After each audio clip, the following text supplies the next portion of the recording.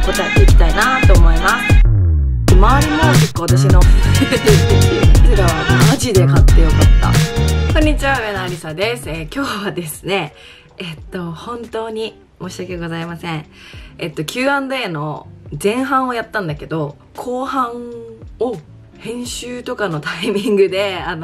YouTube の体制が変わってしまってお蔵入りになってしまったんですね。なので、今回はその後半の Q&A の動画でお答えする予定だったというかね、もうお答えしていたんだけど、お蔵入りになったものを改めてその同じ質問に、答えて、一本の動画にしていきたいなと思います。本当待っててくれた人申し訳ないのと、あとちょっと時間が経っちゃって、なんかその質問というか相談事とかがもうちょっとなんか遅っていう感じになっちゃうかもしれないんですけど、見ていただけたらと思います。で、後半に答えようとしてた質問が1,2,3,4,5,6,7,8問、8個あって、それを答えていきたいなと思います。まず一つ目。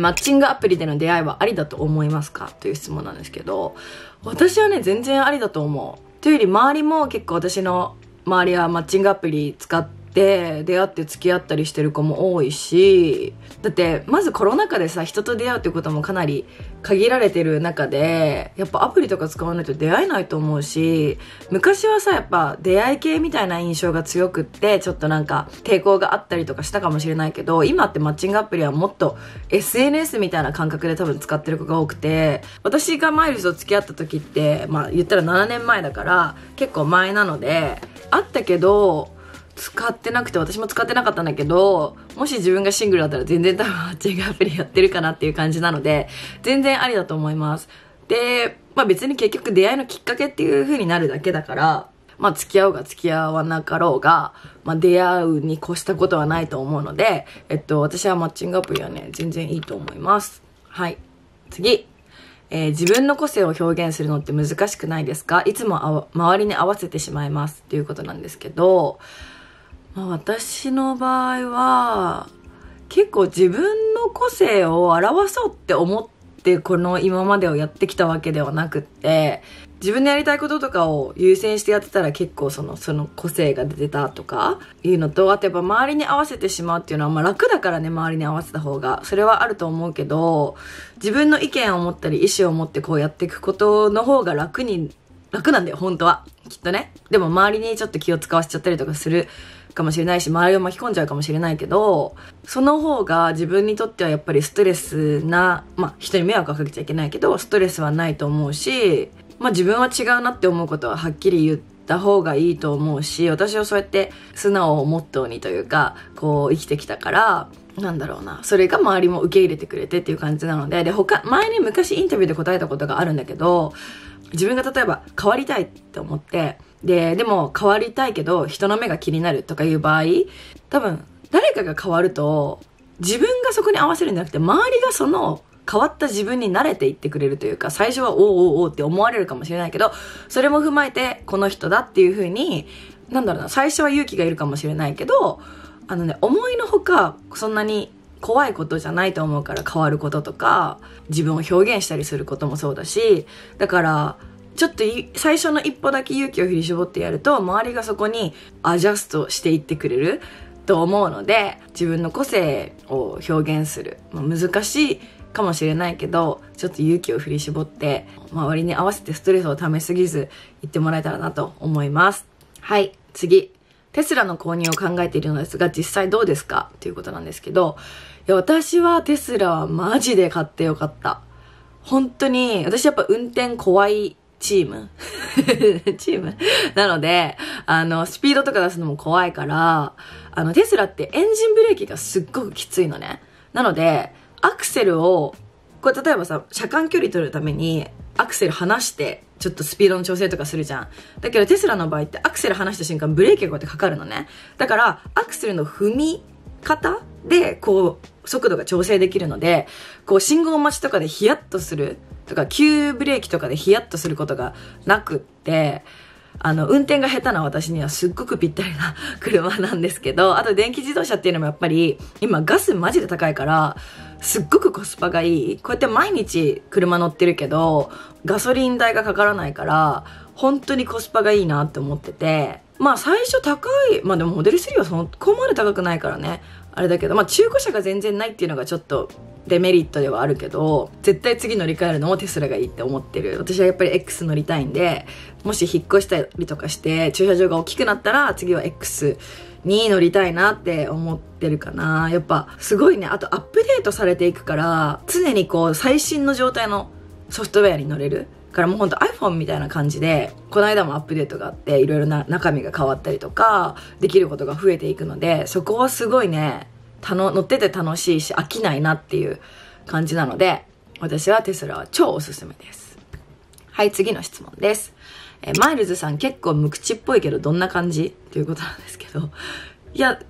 カメラ回ると無口だけど、全然すごい私より家ではおちゃらけたりしてるね。だけどやっぱ友達とかとの輪に行っても結構マイルズの友達といる時は結構喋ってるけど、私の友達とかでいる時とかもやっぱ結構静かな方かな。けど普段家ではずっと喋ってるし、ずっとふざけてる感じです。見えて。YouTube には全く協力してくれませんけどっていう感じです。はい、次。大学卒業して5年勤めた会社を辞めて、次の会社で8ヶ月、今の会社に8ヶ月目。これ多分半年前ぐらいだからもうどうなってるかすいません。遅くなっちゃって。で、もうすでに辞めたいです。自分の考え、働き方を優先すると1社目より全然我慢ができてません。自分に合う職場探し難しいけど、我慢できない自分にイライラ。ここは我慢して今の職場に残るべきっていうことなんですけど、5年勤めた会社を辞めて、次8ヶ月働いて、また今、もうそこの職場にまだいるかちょっとわからないけど、でも私は嫌なら転職すべきだと思うし、もしかしたら次に行く会社がすごいフィットするかもしれないし、嫌な思いして働くのもまあでも世の中そういうもんなんだけど、違うのかなって。20代の時とかは結構それでしょうがないとか思ったけど、やっぱ30代に入ってくると物事の優先順位が本当に変わってくるから、嫌な思いをして週に5日間8時間勤務するって超もったいないし、だから自分がどこに重きを置くのかっていうのがすごく大事になってくると思うけど、我慢ができない自分にイライラするのはまあいいことだと思うけど、我慢する必要ってあるっていうところを考えてあげるべきだし、結局は自分がストレスなく毎日楽しく気持ちよくいられるかっていうところが一番大事、生きていく上で私は大事だと思うので、転職私はありだと思うな。なんか続けなきゃいけないっていう決まりはないしって思います。はい、次です。最近情緒不安定で全て不安です。周りの人がみんな敵視しているように感じます。こんなことありましたか？どう乗り越したらいいでしょうっていうことなんですけど、周りがみんな敵視してるように感じるっていうことはないけど、だけど私もやっぱ対人関係とかで悩んだりとか病んだりすることもあったし、そうだね。けど結局は普通に悲しくなっちゃうよね。情緒不安って。だから、私は本人と話す、例えばじゃあ敵視してるんだ、この人はって思うような人に訴えかけてみるとか話すことが一番理想だけど、そうできる関係性なのかとかも問題が出てくるというか、そこまで言うほどの仲じゃないとかもあるかもしれないし、難しいところだけど、話したら自分の勘違いだったってすって楽になれるかもしれないし、何か問題があるんだったらそこをちゃんと改善して、自分に非があるなら改善していけばいいと思うし、なんかやっぱ一人で考えるとどんどん悪い方向になっていっちゃうばっかりだから、話せる相手なんだったら話すべきだし、あと私の場合は結構一日悩んだらもういいやみたいな、どうでもいいって思えちゃうタイプなので、だから別に私はもうそこの土俵に立つのはやめようみたいな風に思って、違うことに集中したり、自分のスキルアップの方を優先したりとかするかな。でも悩むよね、対人関係ってね。だから本当に自分の絶対的な味方だって思える親友とかがいれば、そういう子に相談したりとか、そういうこと時間を過ごすとか。あとやっぱ情緒不安定っていう部分に関してなんだけど、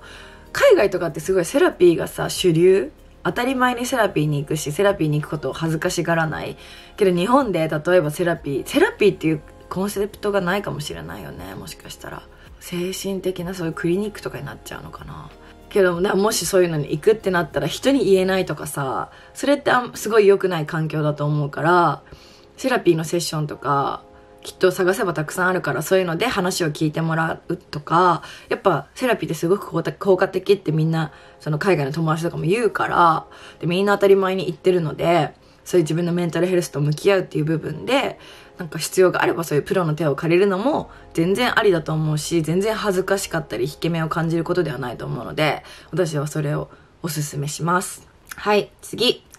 遠距離恋愛中です。結婚ってなると今の場所から移動しなきゃで悩むのって愛が足りないのかなっていうことなんですけど、いや全然そんなことないと思う。だって愛する人は遠いとこにいるけど、だって自分の生活ここにあるじゃんって思っちゃうし、やっぱりね難しいよね。でも結婚したいよねってなると、彼ともしっかり話し合って、じゃあ結婚します、彼の方に行くのか彼に来てもらうのかどっちにしても、自分がこの場合だと多分自分が移動しなきゃっていう風に言ってるので、行った後のことをしっかり彼がサポートしてくれて、自分もそこから先のビジョンが見えるかとか、見えないんだったらそこでちゃんとプランを立てられるのかとか、例えば海外だったらビザの問題だったり、そういうのがきちんと見えたり、あと今ってリモートで結構いろいろできるので、そこの地盤を固められるかとか、悩むのはもちろんだと思うから、愛が足りないとかは全然ないと思うんだけど、ただそれを自分で一回まず行く前に、そこがちゃんとできるかっていうのを確かめるためにプランしたり行動したりするっていうことが大事なのかな。そこの一歩は別に遠距離のところに引っ越さなくてもまだできることだから、一回そこで現実味があるかとか、本当にその彼と結婚してその違う場所に行って新たにいろんなキャリアだったり、普通に家族だったり生活を立てていけるかっていうことがプランできるならめっちゃありだし、まずプランから始めたらいいんじゃないかなと、すんごい今タンと絡んだよね思いますはい、次、最後の質問です。30歳ゲイです。好きな人から同性同士の恋愛に踏み込むのが怖いと言われています。アリサさんなら彼のペースに合わせてどのくらい待ちますか？現在半年待っている状態です。ということなので、これはごめんね、本当に遅くなっちゃって。これはもうさ、どうなったんだろうね。半年でしょってことは多分もう1年弱ぐらい待ってる状態だと思うんですけど、いや私はでも確かに同性同士の恋愛に踏み込むのが怖いっていう気持ちも、彼の気持ちも尊重してあげるべきだと思うし、歩み寄ってあげるべきだと思うけど、私はね待てちゃうんだよね私だったら多分普通に本当に好きだったら3年とか待てちゃうんだよな。だけど1年は絶対待てる。1年は待つべきだと思うし、この時半年だから今ねもう晴れて交際スタートできてるといいなっていう風に祈ってるんですけど、でも絶対その彼が好きでその彼と一緒になりたいんだったら待てちゃうな。でも踏み込むのが怖いっていうその恐怖心をやっぱ取り払ってあげることとか、一緒に歩み寄ってあげることがすごく大事だと思うから、結局どんな恋愛の形であっても結局その恋愛って人間関係の縮図というか、人間関係の究極のものだと思うので、自分を全てさらけ出す人間関係みたいな。だからそうお互いが理解し合ってるのにどのくらい時間かかるんだろうね。でも私は3年待てます。ちょっともしこの YouTube も時間経っててなんならこの Q&A もチェックしてないかもしれないけど、どうなったかこっそり DM とかで教えてもらえたら嬉しいです。はい、そんな感じで今日は前回の後半で答える予定だった、質問のお返事で個数としては少なめなんだけど、Q&A やってみました。で Q&A はみんな結構定期的にやってほしいという声をいただくので、インスタでまたたまに質問募集して Q&A やっていきたいなって思います。でお悩み相談とかが結構多くて、私もそういうのもうちょっとでもね心が楽になったり力になれたらって思うので、お悩み相談とかも全然これからもやっていきたいなって思うので、